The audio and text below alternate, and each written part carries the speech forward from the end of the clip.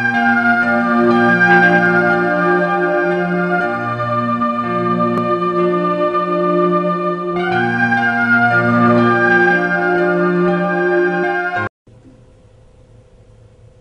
you all with my love and respects.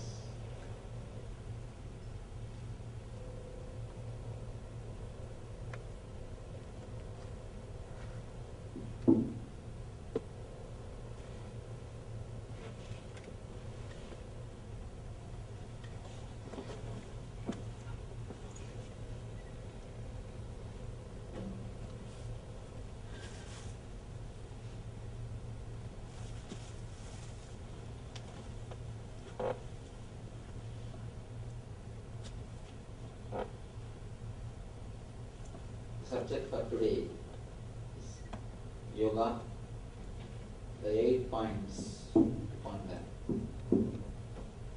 Hope you are all able to hear the end.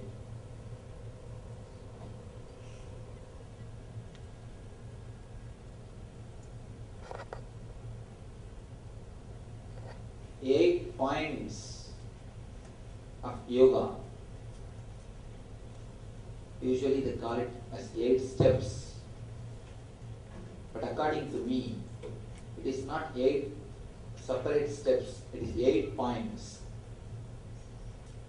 Step means you finish the first and go to the second, finish the second and go to the third, but this doesn't seem like that. It's like you will be practicing all the 8 at a time. You need to know all the 8 at a time. Unless you have the glimpse of the 8th step samadhi, you can't achieve the perfection in the first step yama, the disciplines. One small request today, I will be speaking few Sanskrit words.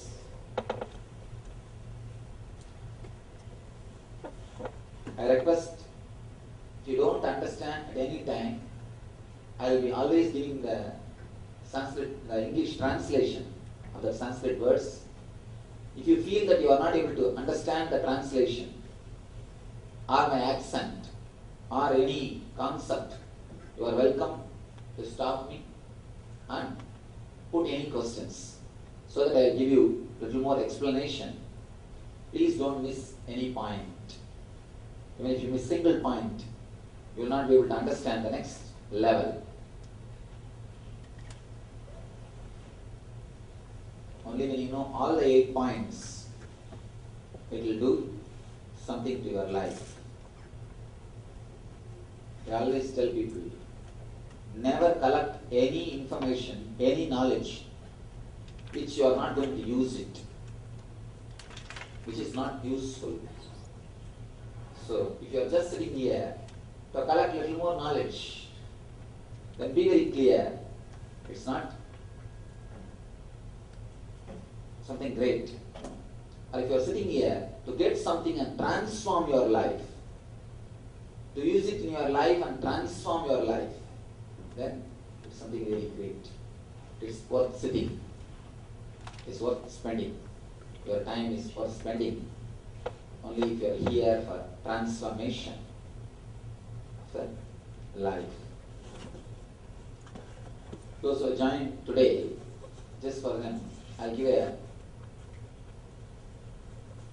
few introduction points which I spoke yesterday. Patanjali is a great mystic. I call him as a saintist. Saint and scientist, both together. A saintist who wrote this great book, Yoga Sutra, means the aphorisms of yoga. We are going to enter into the aphorisms of yoga. Yoga means union with God. You should understand one important point. In the West, we always think yoga is just a set of body postures. Of course, it is body postures also, but it is not only that much. It is something more than body postures. It is not only for the body, it is for the mind and the soul and your whole being. Yoga means union.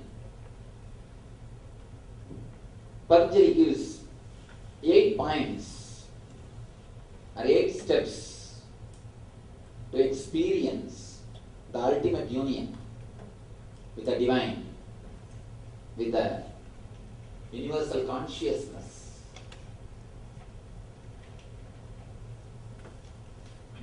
Eight techniques he gives to enter into the universal consciousness. Before entering into these 8 steps or 8 points, yesterday we had a beautiful question.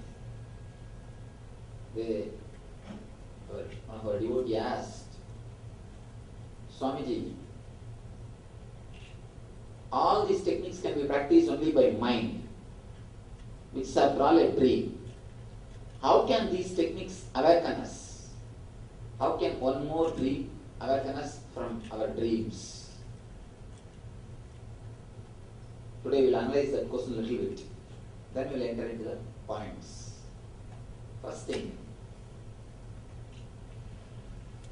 when you see a lion chasing you in your dreams, or when you see some nightmare, automatically you just wake up. You come out of the dream and you come to the waking conscious state. Same way, anything which gives you deep fear or greed, you can see, if you analyze your dreams, you can understand. If it creates too much of greed or too much of desires, both will bring you out of the dream state. Whether it is nightmare or fantasy dreams, both will bring you out of dreams. If it is nightmare, it will put you into the fear and you will be out of the dreams. If it is fantasy dreams, too much of greed, the excessive greed, again you will be out of dreams. You will be awakening consciousness. You will be in a waking state. All Patanjali does is, he adds something into your being so that you will have some terrific dreams and you will wake up. You will just wake up.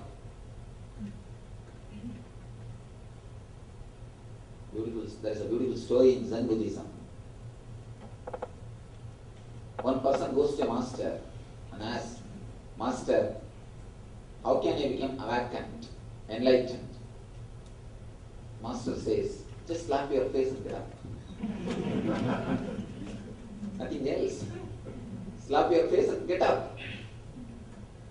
All you need to do is only one thing. Just wake up. You will be out of the dreams. Sometimes we will not be able to slap ourselves. So Patanjali teaches us 8 methods how to slap ourselves technically and wake up. He's adding something so that we can have either a nightmare or fantasy dream and wake up to the ultimate consciousness. Ultimate consciousness. These 8 steps, the more you practice, the more the clarity descends on you. I can say one thing for sure. I have not seen any other master, any other book speaking so clearly, with such a perfection, such a straightforward way. He is just a scientist. A plus B equal to C, that's all. Usually mystics never speak the language of mathematics. They say A, put A, then B, maybe the C or D will come. If the C did not appear, no, I think you don't have enough faith. You did not cannot put A properly, B properly. Usually this is the language mystics speak. This is the language the spiritual people speak. But here is a person, is straight and clear cut, is sharp. He says no, A plus B is C. No doubts. He is ready to bet. He can guarantee. I think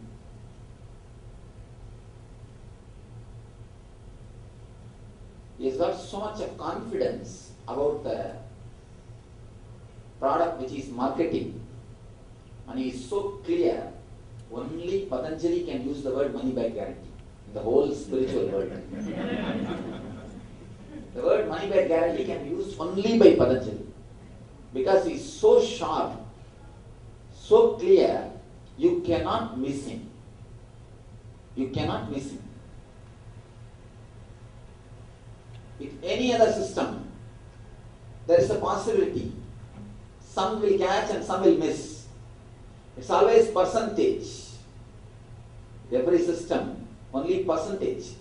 Or 80% catches, 20 misses. Or 60 catches, 40 misses. Or 40 catches, 60 misses.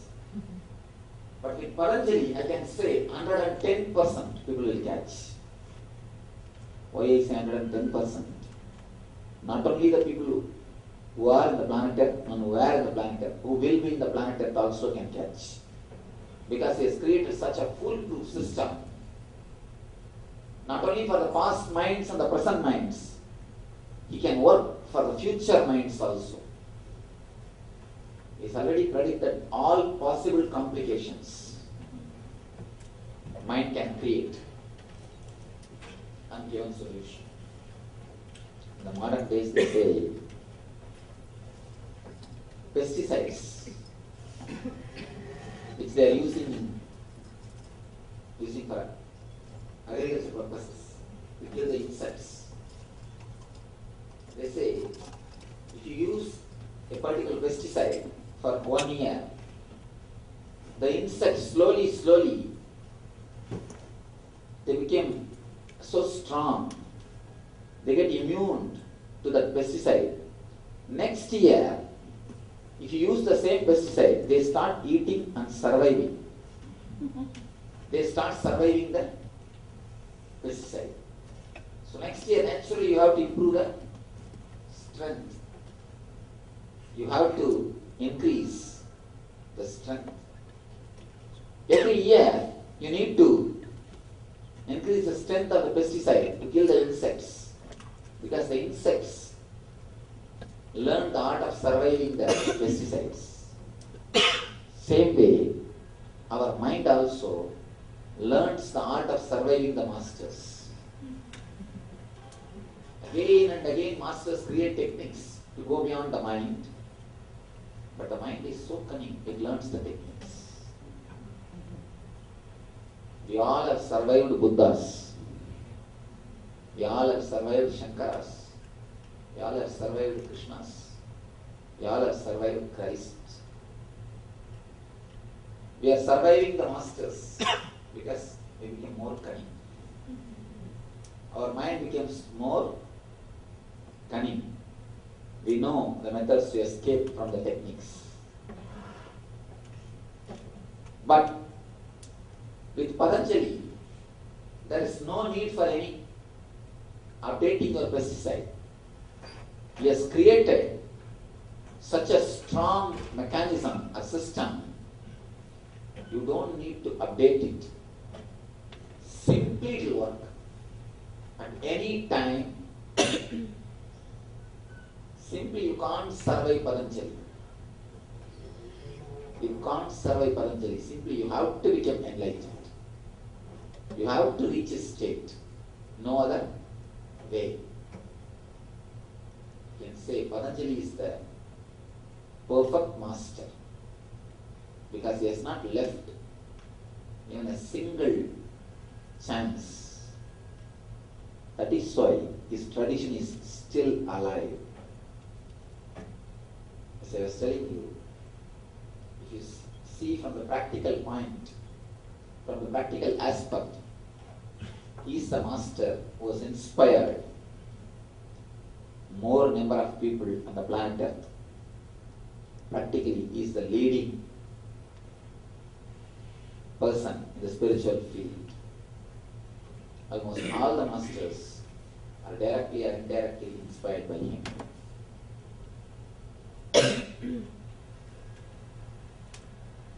Let us enter into the first step.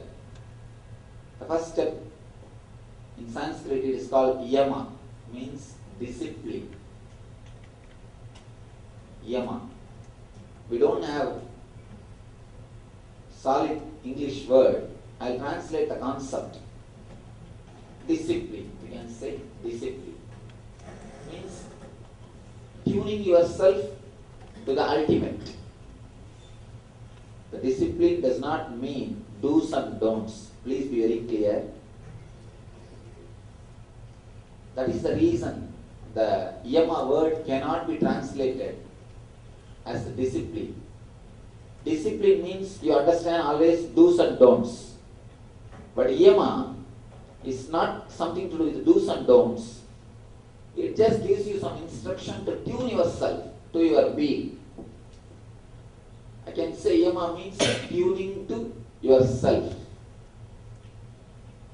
Trying to tune yourself to your self. Smaller self to higher self. First comes ahimsa, means non-violence. Here, non-violence is not preached as a morality, no. It is given as a technique. An important understanding. Usually, non-violence is always taught to us as a morality. If you are non-violent, you will reach heaven. If you are violent, you will reach hell. It is like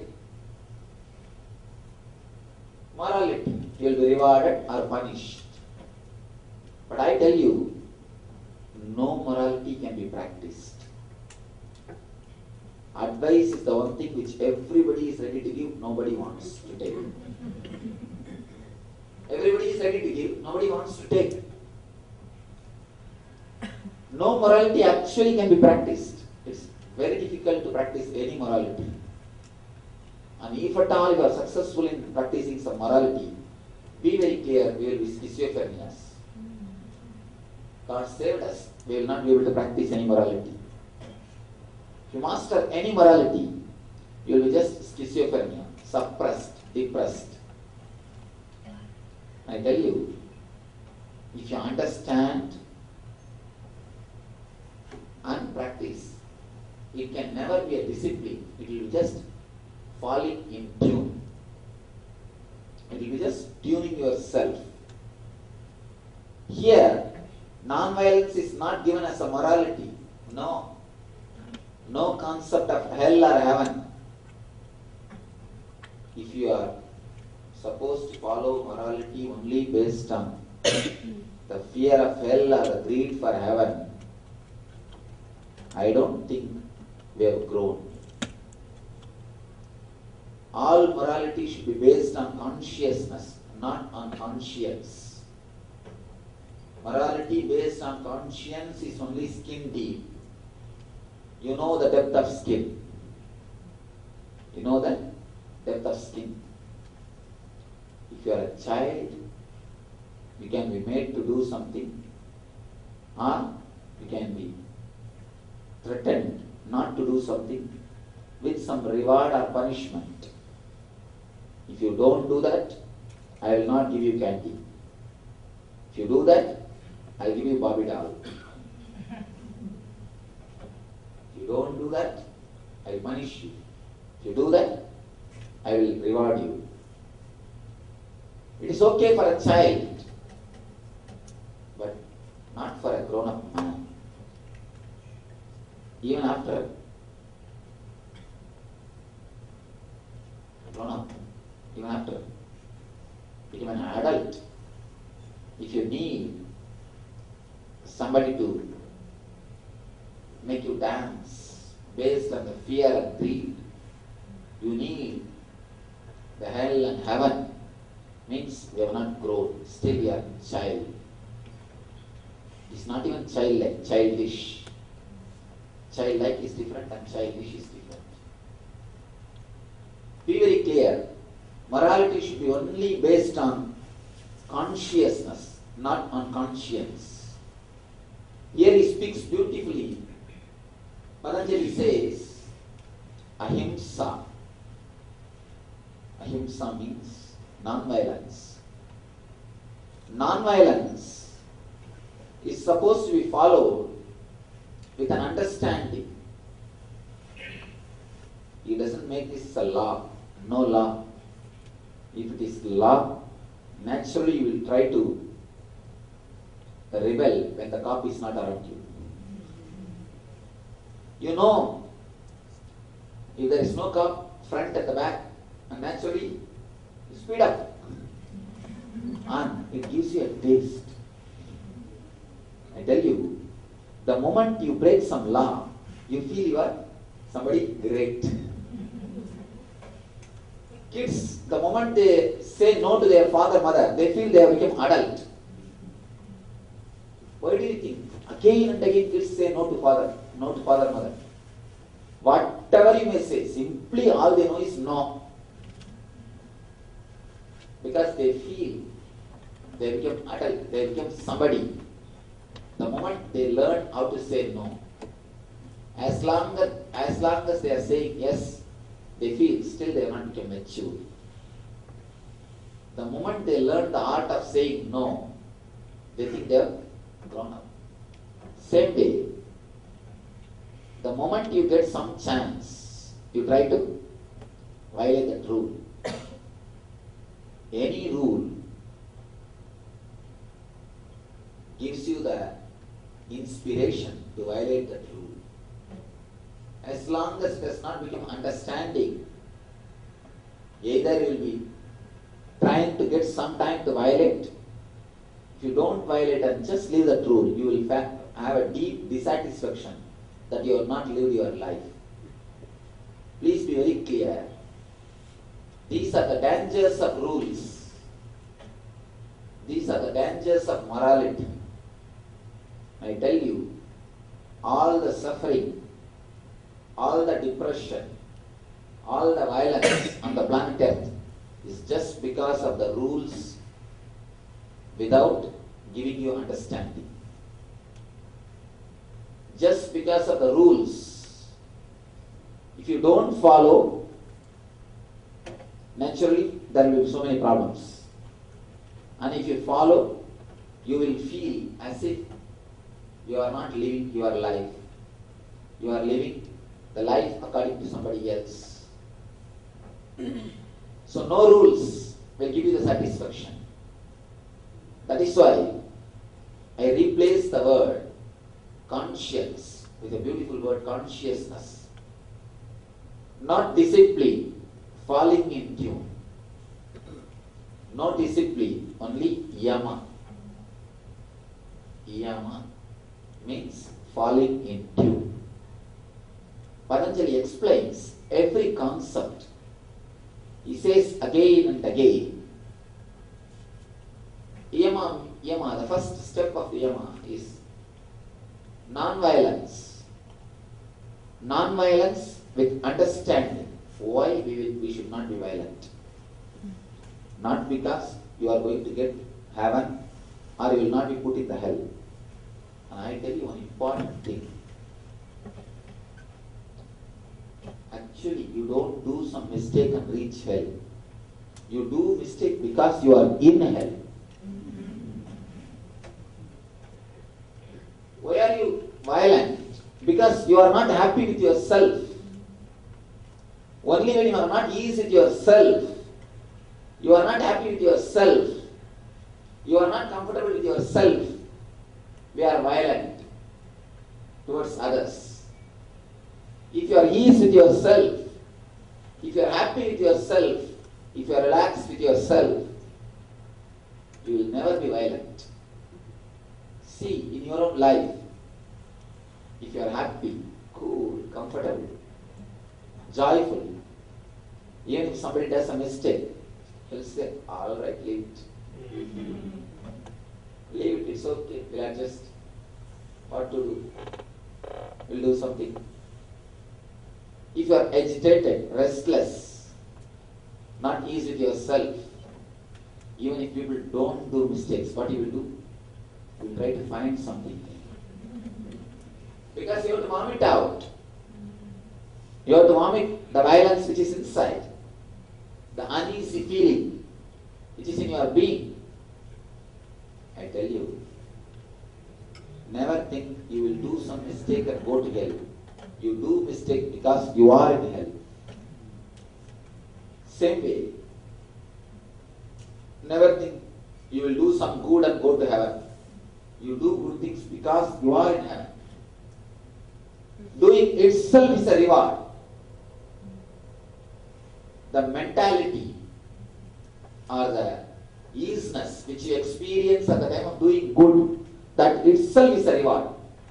You don't need a separate reward. If you do some good things for the sake of some reward, please be very clear, you are creating hell for yourself. And I tell you, there is no exchange offer. If you give 45 rupees in India, you will have $1 in America. Money exchange counter. I tell you honestly, there is no money exchange counter between this world and the other world. Don't think if you do some charity, you will have the VIP pass there. Speed pass. No.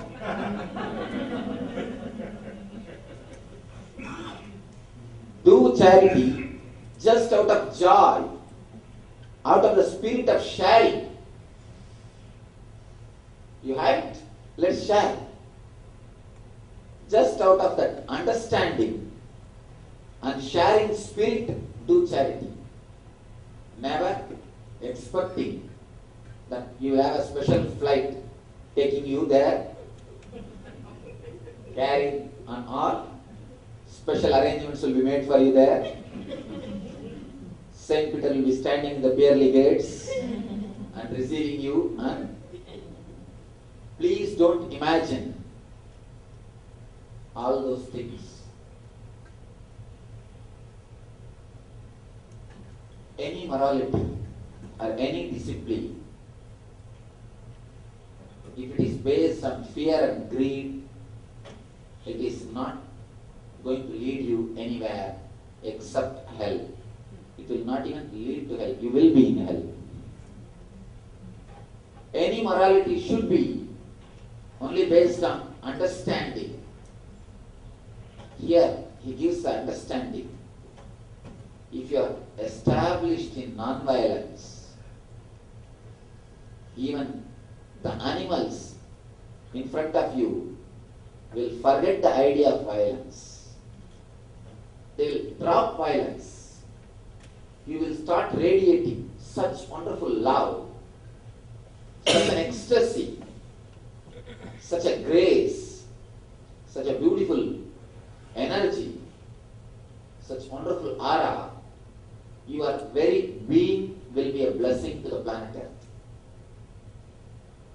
Ahimsa pratishtayam vairatyaha. The Sanskrit aphorism says, man who is established in non-violence, in his presence, even the enemies, even the animals will drop their enmity and vengeance and start radiating the love. There is a wonderful story. A great enlightened master, Shankara, he is one of the great masters who happened on the planet Earth. India has contributed many enlightened masters to the planet Earth. He is one of the great masters contributed by the planet Earth, contributed by India to the planet Earth.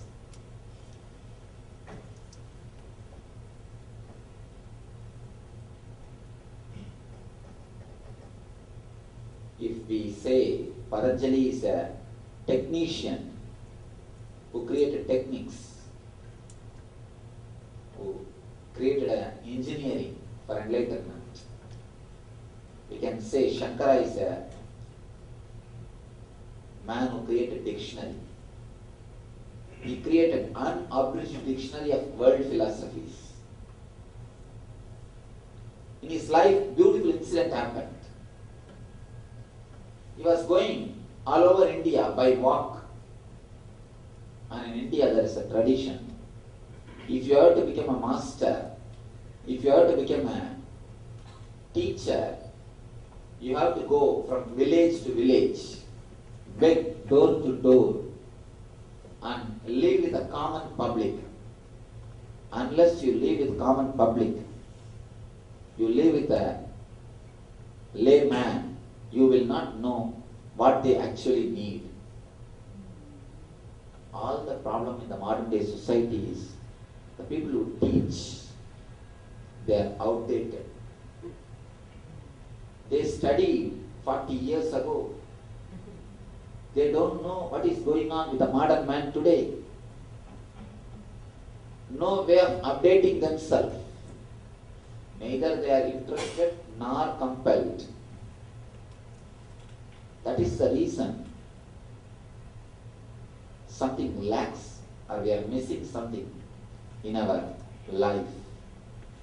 In India, anybody who is supposed to become a teacher or a master, he has to go from village to village, length and breadth of India, he should walk.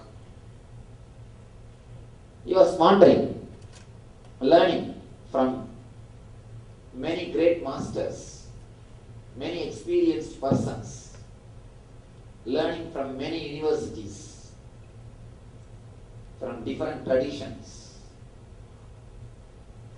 In India, every city will be built around the university, the spiritual university. In my own village, the village in which I am born and brought up, there is a temple which is a spiritual university, 27-acre built-up area with pure granite stone. Pure granite stone, 27-acre built-up area. And the tower, it has got 9 towers. The height of one tower is 217 feet. Understand? All their power, all their energy is diverted in constructing, creating spiritual universities. So each one, anybody who wants to become master should go around learning different universities. He went around, learned. Now he is searching for a spot, for a place where he should create his own university and where he should settle down and start teaching. He is searching for a place. He decides, I want to spread love and the feeling of oneness. His teaching is called Advaita, oneness, non-duality. I want to spread this love. I will create a place, I will settle down in a place where the love energy radiates, where the energy of love is in the peak. He decides he will settle down in a place where the aura of love or the energy of love is in its peak. He goes from, at one place he sees in a forest on the bank of a river. In a forest he sees, the night was a Purnima night, moon is shining and it is drizzling. Slowly rain started. One frog is about to give birth, about to deliver a baby frog. So it was raining. So nearby, one big Raja, we call it cobra,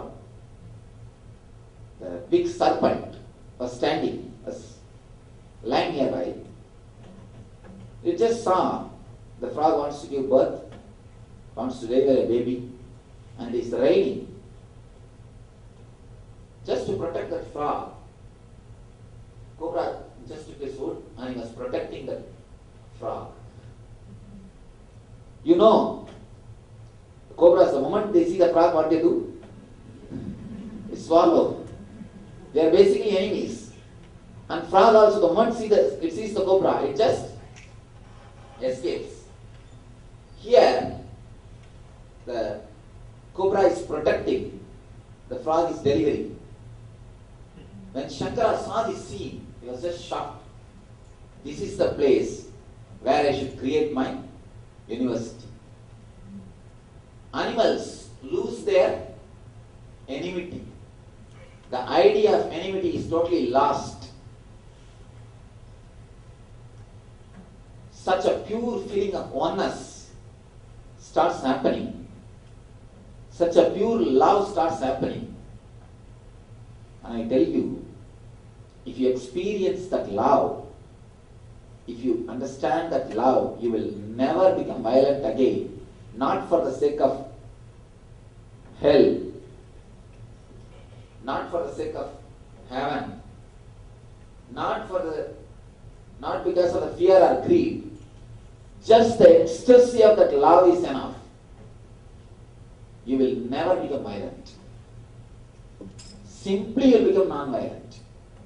Simply the non-violence will happen to you. Because that very love itself is such a wonderful thing. Such an ecstatic, deep bliss. You will never become again. Even think of violence. As and now, all our non-violence is just show, mask. Deep down, we are violent. Look into your life. If somebody falls, you rush, try to help. But how much you have to struggle to suppress your laughter? Tell me honestly. If somebody falls, what will be the first reaction? Automatically inside you, giggle. And you have to suppress yourself. Somehow you have to manage to be polite. Many times,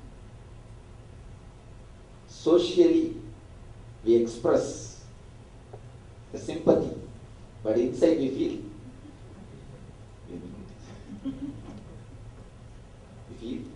good about the things. We don't know actually what we are doing. Small story.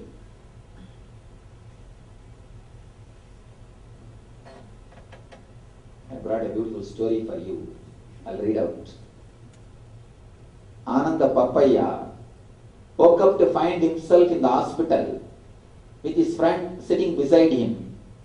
Shocked, Papaya asked his friend, "What happened last night?" Sadly, his friend replied, "You know, Papaya, at last night's party, after drinking too much, you declared that you are going to parachute down from the 4th floor through the window." Papaya exclaimed, "Why did not you stop me, you fool?" Friend replies, "Because last night I thought you could do it." He was also drunk. Friend was also drunk. Many times, we don't know what we are doing. And after things happen, we sympathize or try to sympathize. And inside, we just have a good time. We enjoy. We enjoy what's happening. All right. Let's have a good time.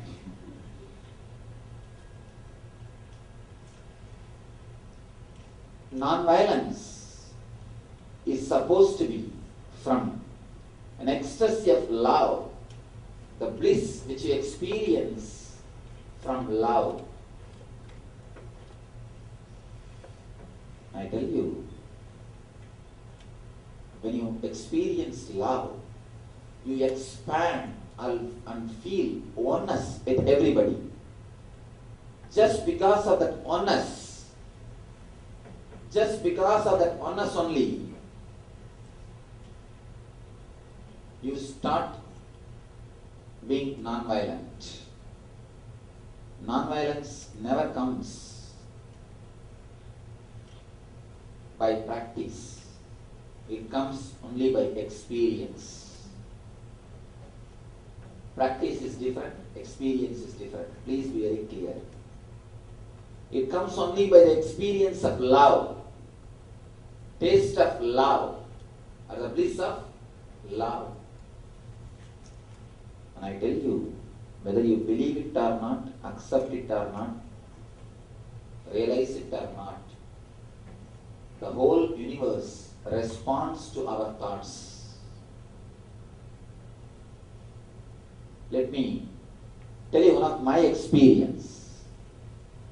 After enlightenment, I was staying in a forest, in a dark cave. A cave which is very dark. One day I was sitting just at the entrance of the cave, trying to relax, not even meditating, just my eyes are open, but I am totally indrawn. I was sitting with myself. Next to me, just 2-3 feet, a big cobra was lying. Poisonous snake was lying. But the beauty is, I was so indrawn. I was completely within myself. I was not even aware the cobra is lying next to me. My eyes are open, but the mind is not associated with eyes. Sometimes, if you are reading something very seriously, even if people press calling bell, you will not hear the sound. If alarm goes on, you will not hear the sound. Ears are open, but mind is not associated with ears. Same way,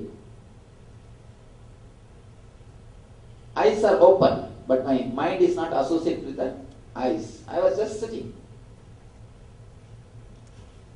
How the birds hatch the eggs.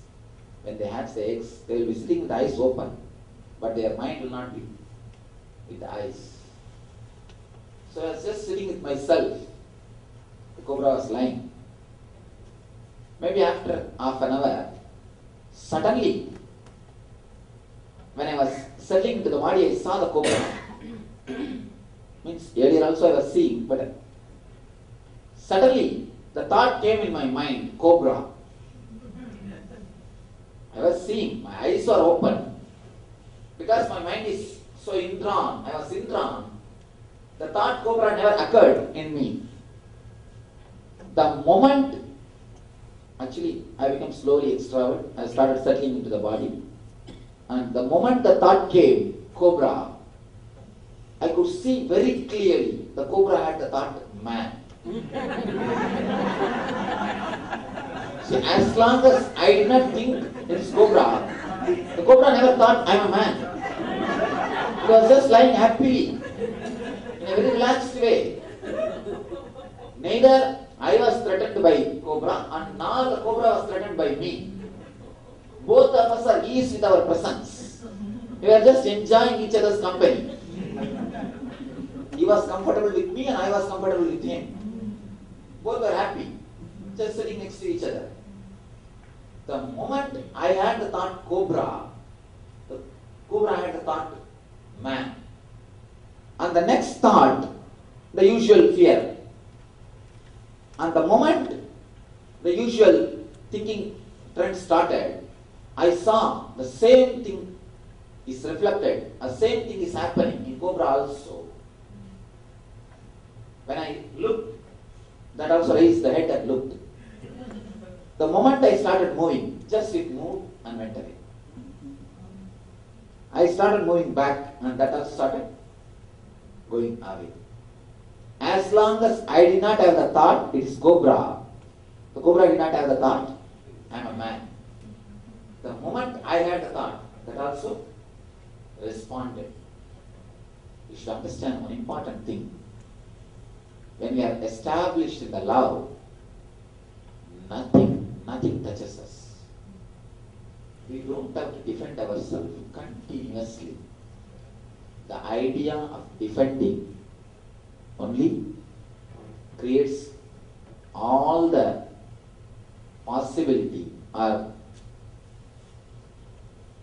inspiration to offend others. See, every country claims their army is defensive army. Then who is offending? Tell me.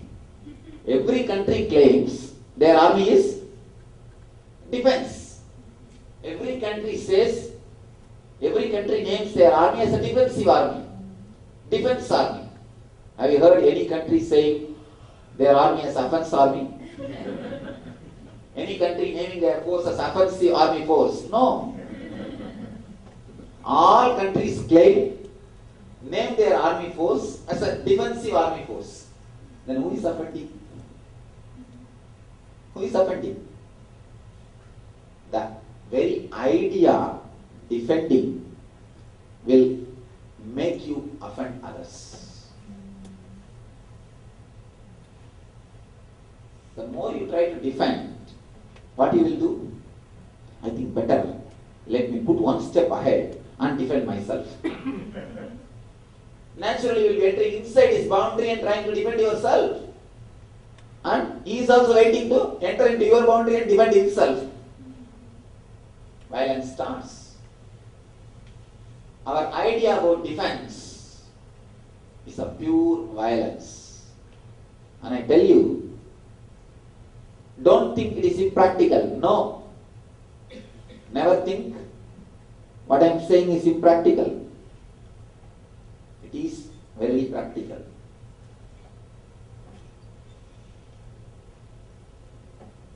We always think, no, how can we be alive without protecting ourselves? I tell you, now you protect yourself so much.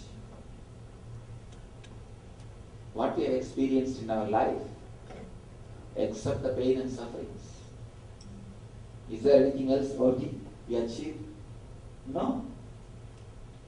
I tell you, even if you are exploited, if you live radiating love, you will be a god on the planet Earth.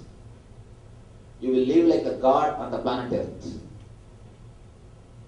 You will just have such wonderful being. You will be a god on the planet Earth. You will be like a flower on the planet Earth. And if you take the other choice to continuously defend yourself, I tell you, how much you defend yourself, you can defend yourself from the neighbors, from your society, from other human beings, from animals, all for 100 years. After that, you can't defend yourself from death. And one day we have to leave. By defending yourself, you may add you may add years to your life. Please understand. By defending yourself, you may add years to your life. By trusting, by loving, you will add life to your years. These two things. You want to add years to your life or life to your years? It's your choice. By defending, you will add years to your life.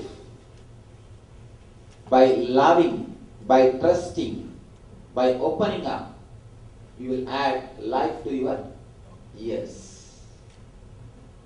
What do you want? You have to choose. It is up to you to choose. When you understand the power of love, the ecstasy of love, not only you will not be non-violent, you will not feel you are a great person by being non-violent. One big trouble. People who start practicing this non-violence, they develop such a big ego. I tell you, these so-called goody-goody people. The idea, holier than thou. I am holier than you. This is the most cunning, violent attitude. You can trust the atheist, but never this so-called goody-goody people. Atheists will be more honest. But the so-called goody-goody people, they will have so much of covered ego that I am holier than you. If you start practicing non-violence, you will radiate violence in a cunning way. You will start claiming, I am holier than you. You are under me.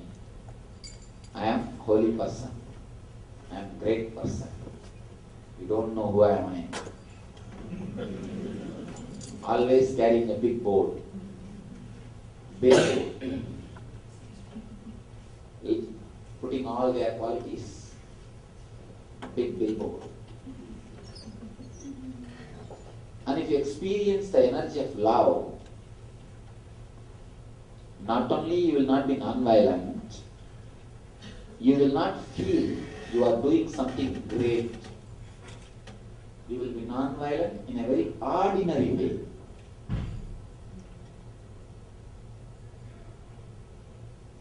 There was a great enlightened master, Suzuki, Zen master. One of the great master.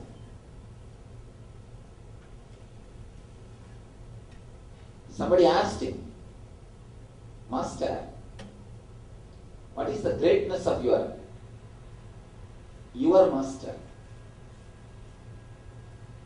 What's the extraordinary thing you found in him? Suzuki replies, the most extraordinary thing I found in him is he always thought he is very ordinary. People who think extraordinary, they are all ordinary. Please be very clear. Every one of us have a feeling inside our being that we are extraordinary. We don't say it very loudly because it looks too egoistic. But in a very mild way, in a very nice way, polite way, my religion is great. My country is great. My race is great. My language is great. Why do you think again and again we claim, my city is great, my religion is great, my country is great, my language is great, my race is great? You can't straight away say I am great. So naturally we have to be a little polite and just say it in a roundabout way. We can't straight away say. It looks too egoistic. So we have to express it only in a roundabout way. That is why we claim, my race is great. My religion is great. My country is great. My language is great. We always think we are extraordinary. We are extraordinary. But I tell you, anybody who thinks extraordinary, that is enough, he is ordinary. If you think you are extraordinary, be very clear, that is enough to make you understand you are ordinary.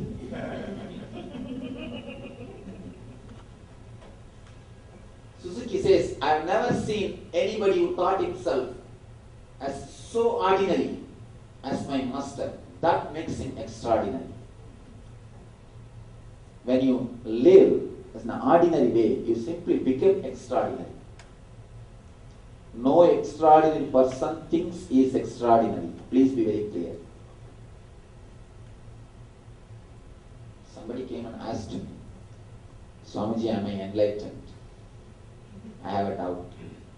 I told him, as long as you have doubt, please be very clear, you are not enlightened. The moment you become enlightened, not only you will not have a doubt whether you are enlightened or not, I tell you honestly, you will not even think you are enlightened. People ask me, people who live around me, they ask me, Swamiji, whatever I said and done, how could you live such an ordinary life, such an ease life? I don't take myself for granted. I don't even think that I am enlightened.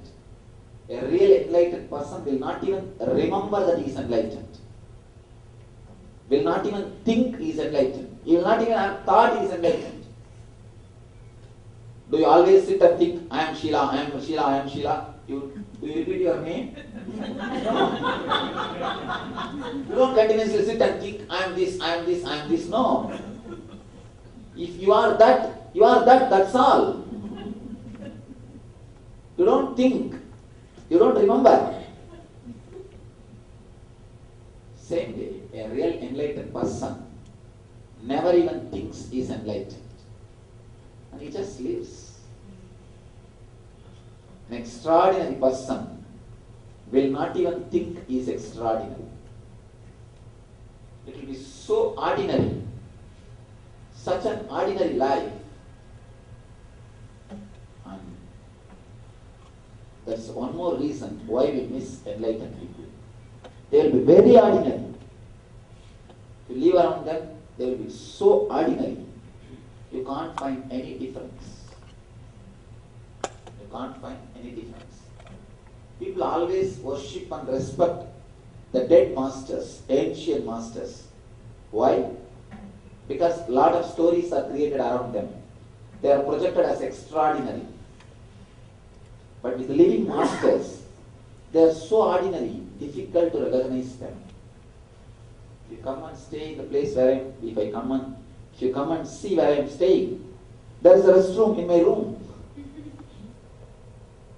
I also use the bathroom. I also eat just like you all. I just live just like you all. But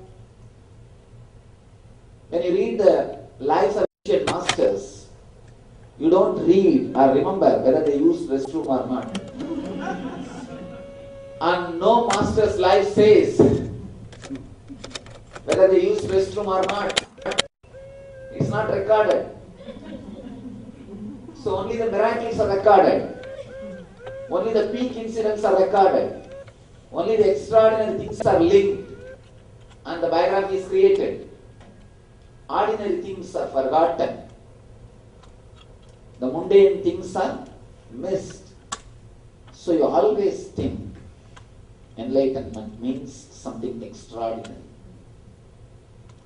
I tell you, you will become so ordinary. You will just radiate ordinariness. You will radiate ordinariness. When you experience the glimpse of the love, not only you will not be violent, you will not boast yourself that you are non-violent. You will not even think you are great because you are non-violent. You will not even feel you are some way extraordinary. Next, Patanjali says, the next point. In the first point, there is a 5 points. In the first point, in the 5 points, we have finished 1 and we are going to second.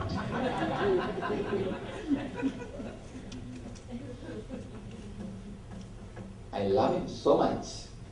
I can't finish him.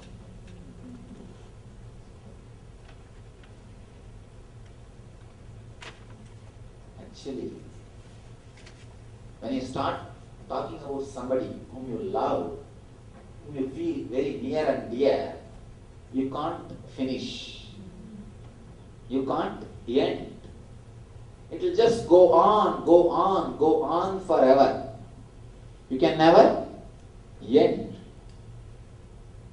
When you talk about some of your enemies, naturally in 2-3 minutes you say, enough, stop talking about him, let's go something else. The person whom you don't feel comfortable or happy, you say, enough, let's talk about something else. Let's go to something else. Let's change the subject. But when you talk about somebody whom you love, whom you really enjoy, with whom you feel comfortable, not only you can't end, it goes on and on and on.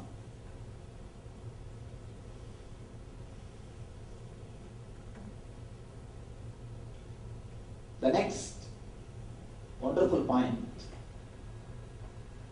first he said non-violence, then he says brahmacharya. This word has to be understood. Normally this word is translated as celibacy, but it is wrong. Please understand, the brahmacharya Sanskrit word cannot be translated by the English word celibacy. No. Celibacy is dead, suppressing, perversion, all possible problems. I tell you, HIV is the greatest gift given to the planet Earth by the so-called celibates. The word brahmacharya should be understood in a much more deeper way. Brahma means existence, reality. Charya means living with it. Living with it. Brahmacharya means living with reality. People come and ask me, Swamiji, to become a yogi, should I leave my wife and kids? And should I become a Swami? Should I become a celibate? I tell them, no. Just renounce what you don't have, that's enough. You don't have to renounce what you have. If you have one wife, live with her happily, intensely. Only renounce the fantasies which you don't have, but which you try to have. See, your fantasies are the wives whom you don't have, but you try to live with them. Just renounce what you don't have, that is enough. Live with what you have. Live intensely, happily, as deeply as possible with what you have. All you need to do is just renounce what you don't have, that's enough. Renouncing what you don't have is what is meant by the word brahmacharya. Just drop the fantasies. Just drop things which you don't have in your life, but with which you are living. There are so many things are not available in your life, but continuously you are living with it. You are living with it. Whether it is about your car, or about your house, or about your wife, or about your husband. Live with what you have. Drop the fantasies. A real wife, a real husband is perfectly alright.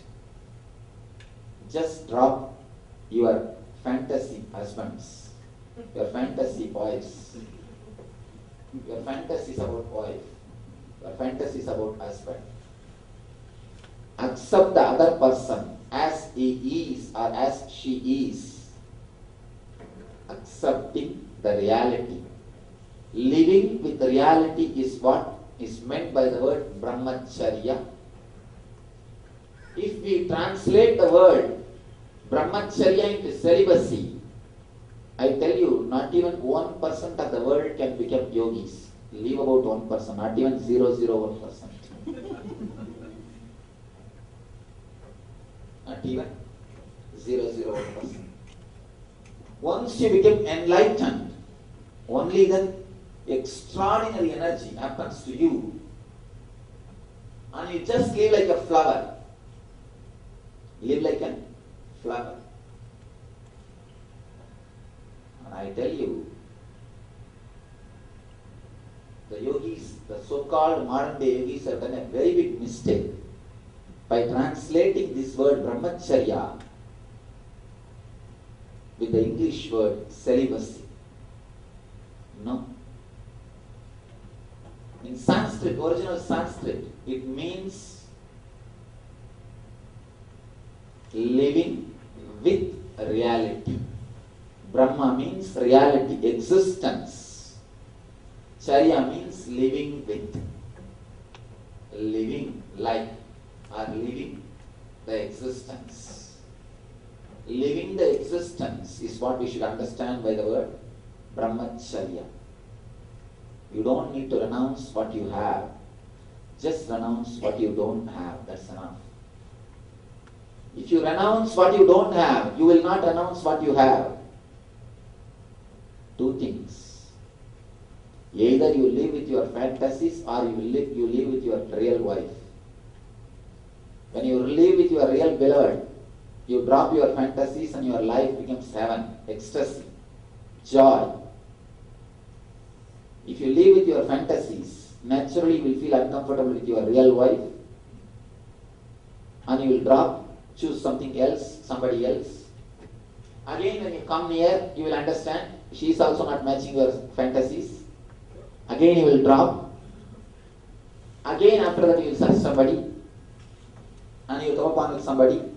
You will understand she is also not matching your fantasy, and it will go on and on and on. I tell you, the idea of beauty or fantasy is just an idea.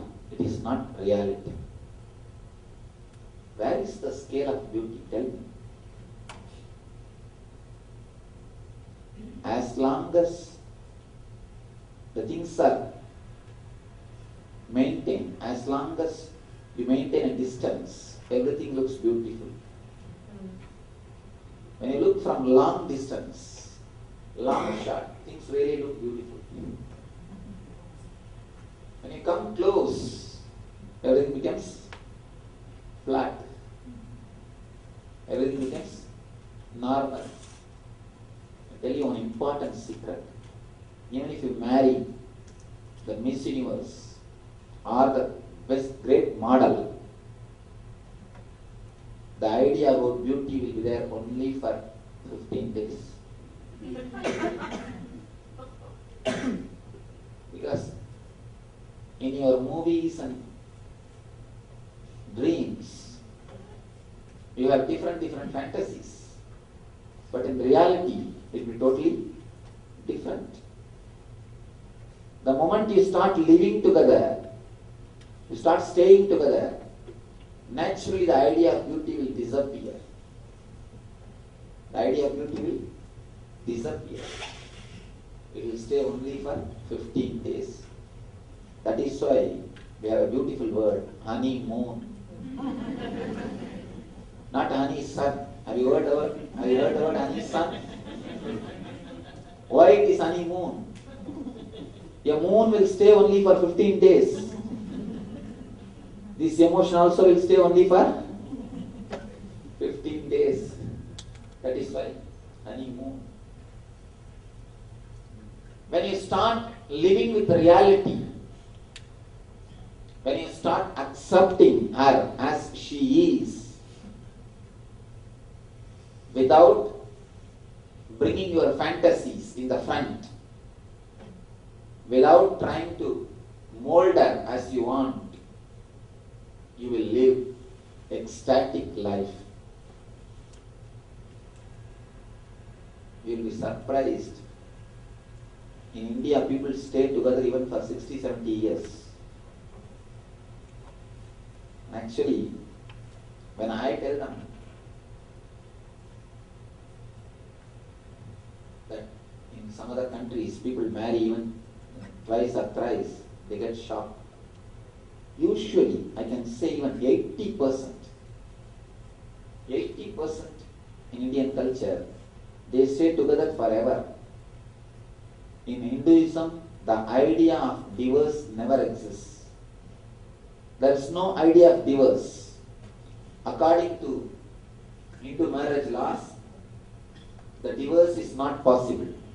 And I want to tell you one important thing. Still, we don't have a Sanskrit equivalent word for divorce. We don't have a Sanskrit word for divorce. Divorce as such, the very idea is not socially accepted. Because before the marriage, they are very clearly made to understand nobody can suit or match your fantasies. Either you live with your fantasies and get frustrated after seeing 5-6 persons, or drop your fantasies and live with one person happily forever. Only in the fairy tales you get the word. They lived forever happily. They lived forever happily married. Only in the fairy tales you can get the word, not in reality. In reality, only when you drop your fantasies, you can experience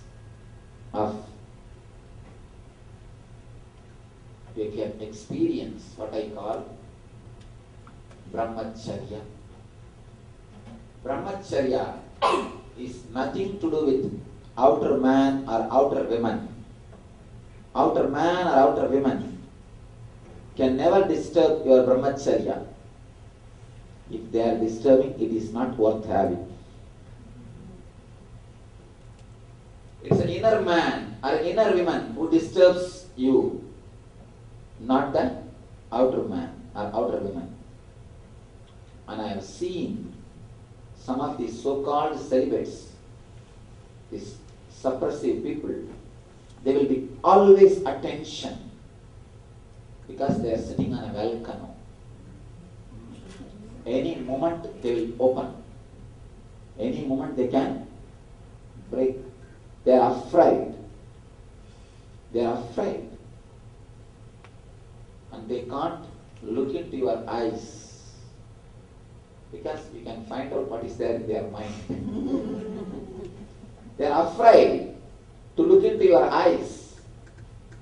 Neither their eyes can be relaxed, nor their body can be relaxed. They can't have vacation. The moment they sit with themselves, all the fantasies come up. They have all possible dreams, all possible perversions. What to do? Nothing can be done. In India there is a faith or stories. If you are meditating and trying to practice celibacy, from the higher worlds, from heaven, they will send the dancing girls of heaven to tempt you. There are stories on so-called meditator, of course. His name is Vishwamitra, before enlightenment. After enlightenment, he became a real master. That is different. There are some stories. Says that before his enlightenment, the heavenly celestial girls came and tempted him, and he fell from his vows. And I tell you, nobody sends you any woman. Nobody is sitting there and alerting people, oh, he is meditating, go and disturb him. He is trying to meditate, go and disturb him. If that is the case, everybody will start meditating. If at all they are going to get heavenly women, they will start meditating. I don't think this is the case. These people, when they suppress too much, they start seeing their fantasies. They start seeing illusions. They start hallucinating because of their suppressed fantasies. I can be sure that this guy also started hallucinating because of his suppression. I don't think anybody sitting there allotting duty. All right, today Ramba, you go there and disturb this guy. Today you go to South Zone and disturb all those guys. No. No heavenly girls or celestial women are sent to disturb these people. They disturb themselves because of suppression. I tell you, the brahmacharya should not be practiced as a morality. It should happen as an understanding. When you drop the inner woman, start living with the outer woman intensely. Something extraordinary happens between you and your beloved. You start accepting the other person as he is or as she is. When you accept the other person as he is or as she is, you start accepting yourself as you are. When you start accepting the other person as he is or as she is, you start accepting yourself as you are, or you start accepting yourself as you are.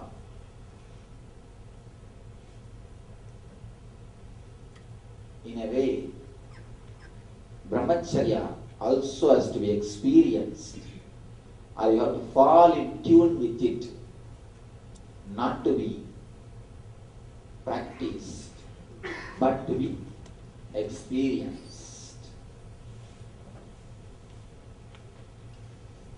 Next beautiful word, Satya.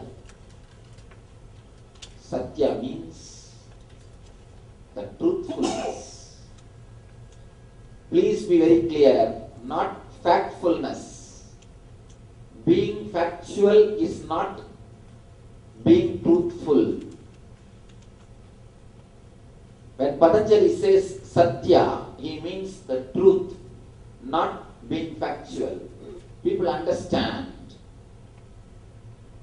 Satya means being factual, telling the facts as it is. No, that is not Satya. Satya is something more. Living the truth, not only speaking the truth. Speaking the truth, any fool can do. I think only fools do. That's not a big thing. Speaking the truth is not a big thing. Living the truth. When Patanjali says Satya, he means something more than being factual. Actually, I tell you, important secret. If you have to break any law, all you need to do is, you don't have to go against the law. Just follow it verbally, verbatim. Simply you will break the spirit. You start following verbatim, literally, you will break the spirit. Two things, catching the spirit or catching the letter. When you catch the letter, there is every possibility you will miss the spirit. How do you think? Why do you think people fight in the name of God? Jesus says, love thy neighbors as you love thyself. Krishna says again and again, I am in everybody. See me in everybody and love everybody as you love myself. Every master says we have to spread love. We have to radiate love. But finally what happens? Why so much of religious terrorism? Why so much of violence? They catch the letter, not the spirit. They catch the letter, not the spirit. They catch the personality, not the principle. Each one wants to spread the peace and love as they want, not what others feel. These so-called preachers of love and peace, they are the people who create all possible chaos.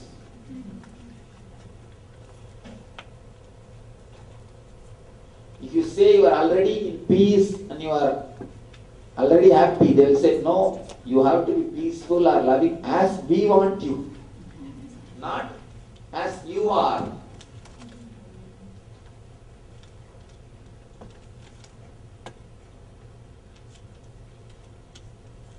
If you are already peaceful, then how will we have joy?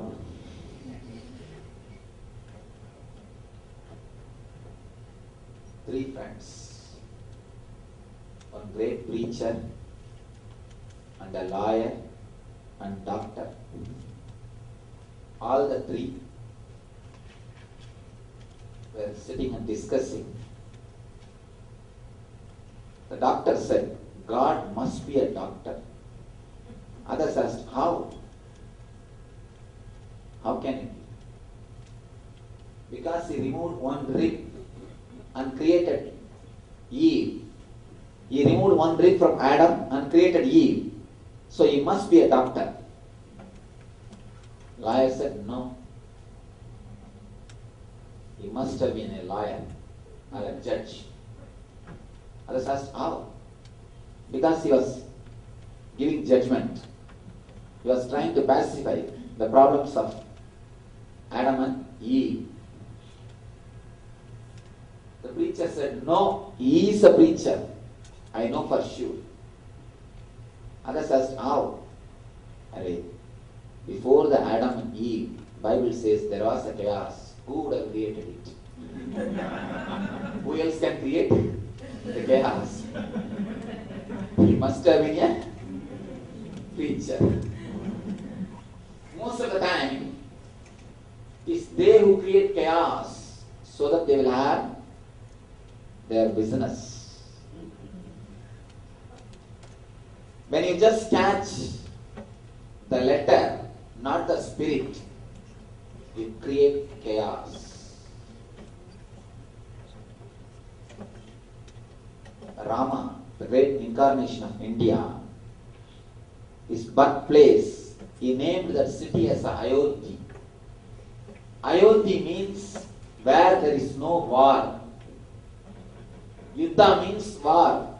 Ayodhya means where there will be no more wars, where peace will radiate. And if you know a little bit about India, you will know. Today that is the biggest controversy of India. So much of violence is going on just because of that one place. The whole spirit of Rama is lost. All he wants is that city should be peaceful without wars. That is why he named that city as Ayodhya. That was his fantasy. That was his idea. But the followers, they catch the letter, not the spirit. A small story, beautiful story. There was a great enlightened master living in the banks of Ganges, India's holy river. he had one copy of holy book, the Hindu holy book, Bhagavad Gita. He used to read that book. He used to worship that book. That book is the only property which he owned.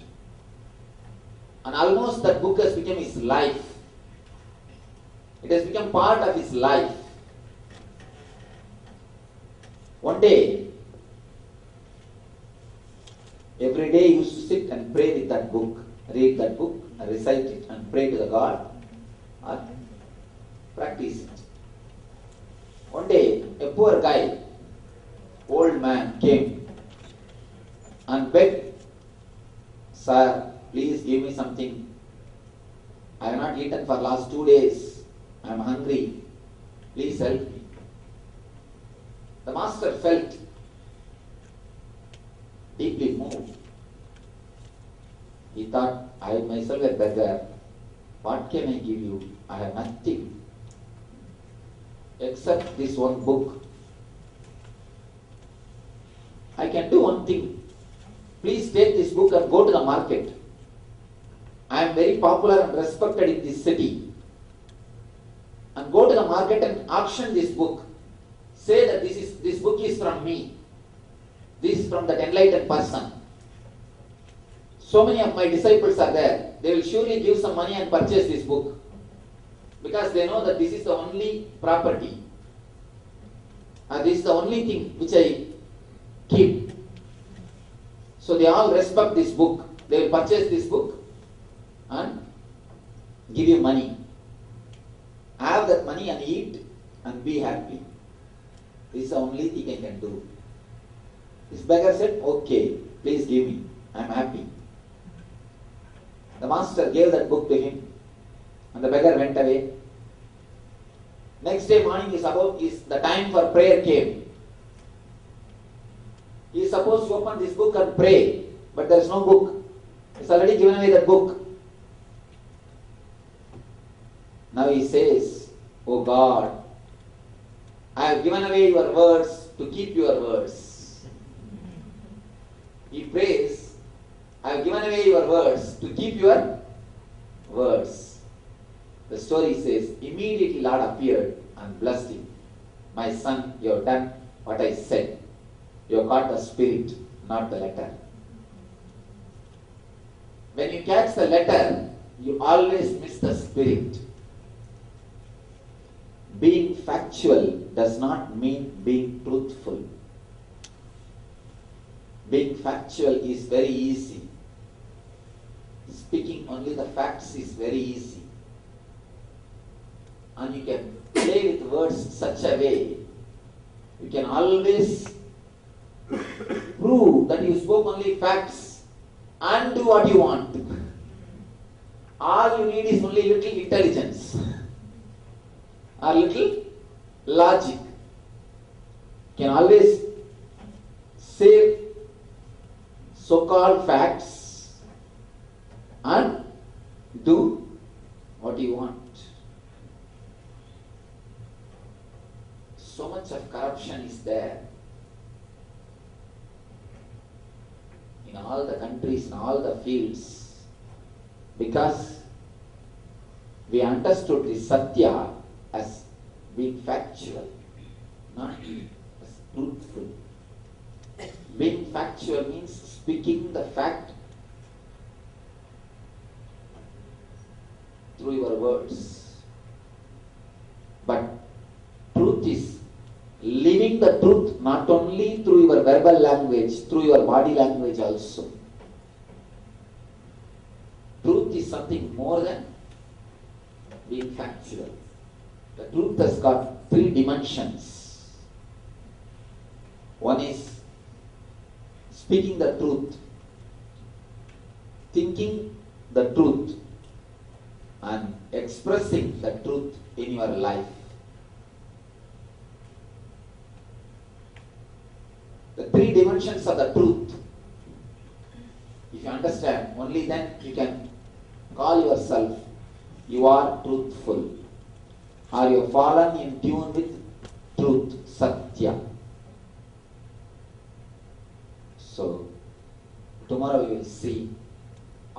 dimensions of